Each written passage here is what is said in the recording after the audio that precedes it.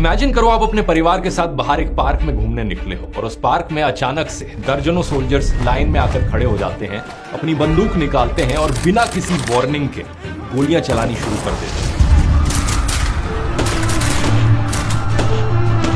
ऐसा ही कुछ आज से ठीक 106 साल पहले हुआ था 13 अप्रैल साल 1919 को अमृतसर के जलियांवाला बाग में। ये कहानी हम में से हर कोई जानता है। बैसाखी के दिन हजारों निर्दोष लोगों को, मर्दों, औरतों और बच्चों को बेरहमी से मारा गया जनरल डायर के 50 से ज्यादा आर्म्ड सिपाहियों के द्वारा। लेकिन इसके एकदम बाद क्या हुआ, उसकी कहानी ज्यादा लोग जानते नहीं है। जनरल डायर ने उसी शाम को कर्फ्यू भी लगाया ताकि जो जिंदा बचे जख्मी लोग हैं उन्हें भी मदद ना मिल पाए। फिर ब्रिटिश राज ने अपनी पूरी कोशिश की जलियांवाला बाग की खबर को दबाने की। पंजाब में प्रेस सेंसरशिप लगा दी गई। एक ब्रिटिश जर्नलिस्ट ने सच रिपोर्ट करने की कोशिश की तो उसे देश से बाहर निकाल दिया गया। यहीं पर एक बड़ी ऐतिहासिक कहानी आती है चेटूर शंकरन नायर की। इन पर अब एक बॉलीवुड फिल्म भी आ रही है केसरी चैप्टर 2 नाम से, starring Akshay Kumar and R Madhavan.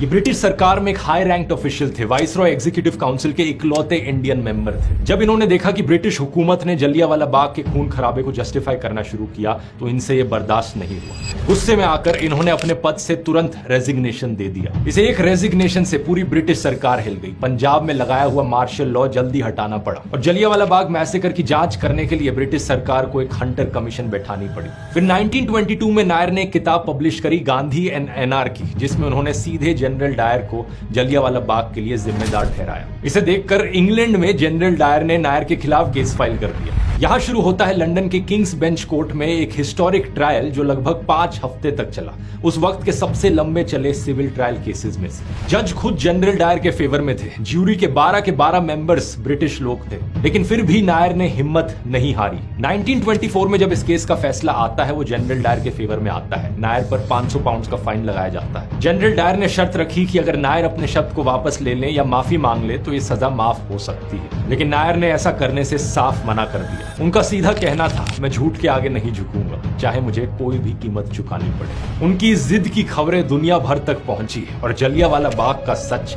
दुनिया भर के अखबारों में छपने लगा। इससे ब्रिटिश हुकूमत की इमेज को इंटरनेशनल लेवल पर एक बहुत बड़ा नुकसान पहुंचा। ये है कहानी एक फॉरगॉटन हीरो की।